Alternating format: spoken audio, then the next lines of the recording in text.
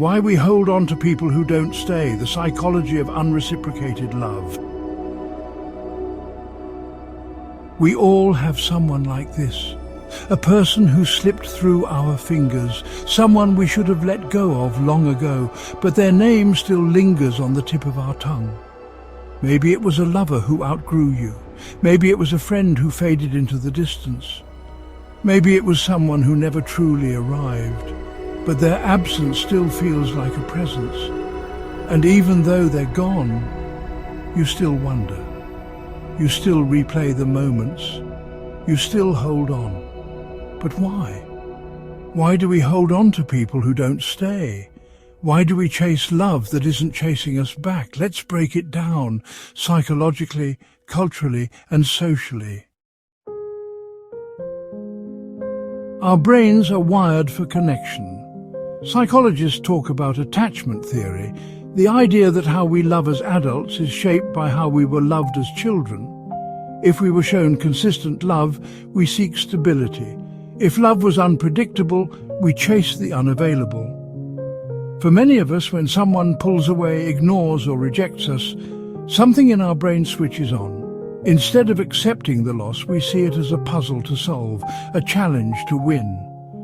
This is called intermittent reinforcement, a psychological trick that makes us obsessed with what's inconsistent. When love is freely given, it feels nice. But when love is given and then taken away, it feels intoxicating. The brain starts craving the next hit, like an addiction. And suddenly we're stuck, holding on to someone who has already let go. Think about the love stories we grew up with, the ones that shaped our expectations of romance. Movies, books, songs, they all teach us that love is meant to be dramatic. The one who leaves might come back. Holding on is proof of love. Ever noticed how the greatest love stories aren't the happiest ones? Romeo and Juliet, love that ended too soon.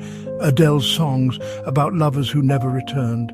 Eternal Sunshine of the Spotless Mind, about people trying to erase love but failing.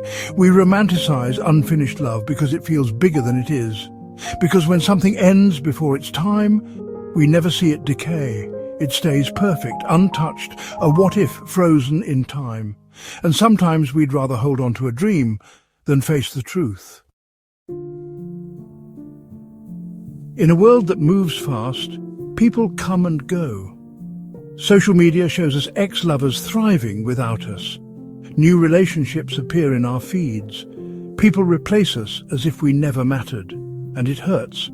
So we hold on. Not just to the person, but to the version of ourselves that existed with them. Who were you when they loved you? Who are you now that they don't? The sociological impact of loss is real. When someone leaves, it's not just about losing them, it's about losing a piece of our identity. So we chase, not always because we want them back, but because we want ourselves back. Letting go isn't about pretending you don't care, it's about accepting that they don't. Here's what helps. 1. Stop rewriting history. When we lose someone, we tend to remember only the good. But be honest, was it ever as perfect as you remember?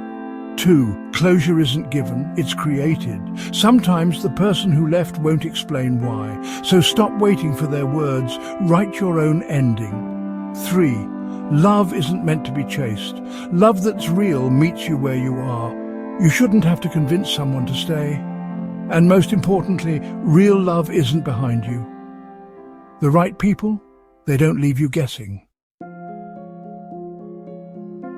One day you'll wake up and realize you didn't think about them today. Not in a sad way, not in a longing way, just not at all.